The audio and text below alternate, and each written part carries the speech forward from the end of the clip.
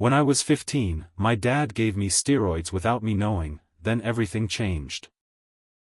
I had always looked different compared to other kids my age. It didn't really hit me until I started high school, but there was always something about my body that made me stand out, especially in the gym locker room after class.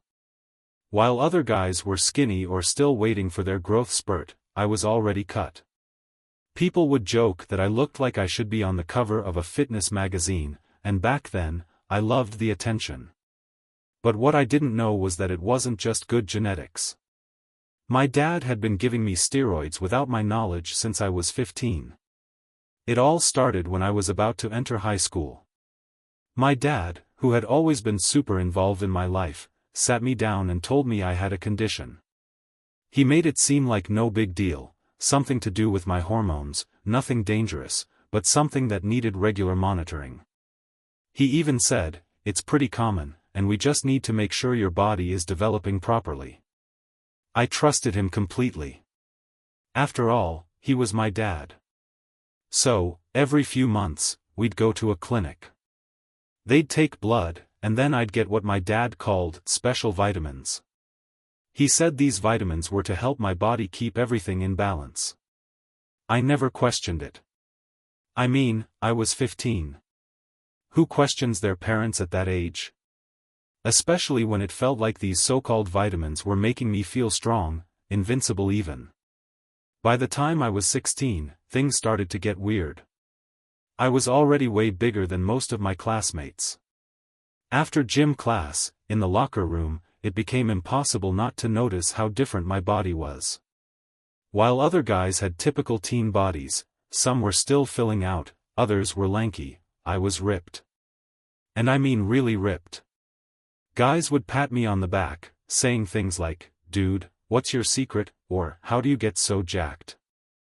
I always just shrugged and laughed it off, saying I worked out hard, but deep down, I couldn't figure out why I was so far ahead of everyone else. There were times when I wondered if I was just lucky, but part of me felt off. Why didn't anyone else seem to be growing like me? I had muscles I didn't even know the names of, and no matter what I ate or how much I worked out, I just kept getting bigger. When I hit 17, things took a turn. My face erupted in acne.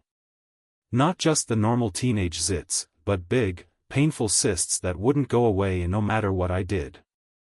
I tried every product on the market, but nothing worked. My dad shrugged it off, saying it was just part of growing up, but I started noticing other things, too. My mood swings were brutal. One minute I'd be on top of the world, and the next, I'd want to punch a wall for no reason. I'd snap at my friends, my mom, even random people at school. I didn't recognize myself. My emotions were all over the place, and I had no control over them. Then there were the nights where I'd sweat through my sheets, waking up drenched, my heart racing like I'd just run a marathon. My joints ached, especially in my knees and shoulders, and sometimes I felt like my body was a ticking time bomb. But my dad always had an explanation. "It's just growing pains," he'd say, or "Your hormones are still adjusting." And again, I believed him. It wasn't until my senior year of high school that the truth started to come out. By this point, my body was massive. People at school called me the Hulk, and while some thought it was cool, others started distancing themselves from me. My mood swings made me unpredictable, and people were scared to get too close. One day, after another routine blood test, the doctor pulled me aside. My dad had left the room, and the doctor had a strange look on his face.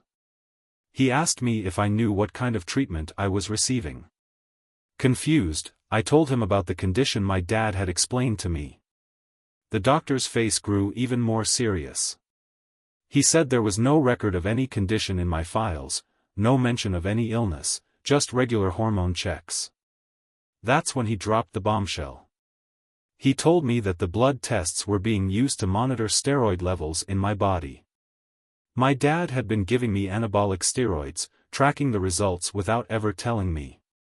I was in shock. I didn't believe it at first. My dad had always been so careful, so concerned about my health, or so I thought. When I got home, I confronted him.